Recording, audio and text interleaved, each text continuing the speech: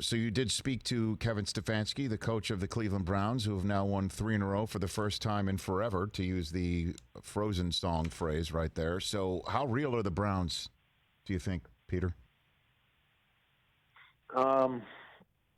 Well, I hesitate in jumping on any Browns bandwagon because every time you do that, at least in my lifetime, you end up getting slapped in the face. So, but I think there's a couple of different things now. Okay, they have a truly dominant defensive player in Myles Garrett. I mean, I would just say that there's very little question that Aaron Donald is the best defensive player in football and probably the best player in football. But if that's the case, and there's no shame in saying that Myles Garrett is number 2, and I believe he is. 3 consecutive games now with a strip sack. He's so hard to block. So, I mean, there's an unstoppable force on defense.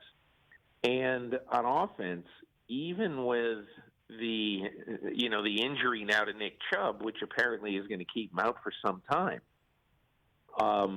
even with the injury to Nick Chubb, I think that they have an excellent – one of the differences with Cleveland now, Rich, is that they have some depth on their depth chart. I don't know if you watched much of the game yesterday, but I watched almost every snap of that game. And this guy, Dearness Johnson, is a heck of a running back. He sure is. He's from the same town as Edger and James in Florida, Immokalee, Florida. And, man, he is hard to bring down, and he's quick. And, I mean, I think that they have a lot of things to make it difficult to play against, in my opinion. Which is, again, a great guarded way to say the Browns may be for real. I was just joking about the first time in forever. So, but by the way, I looked it up. They did win 3 in a row last year at some point, and now here they go visit Indianapolis, which just put the absolute bang thing on Nick Foles yesterday.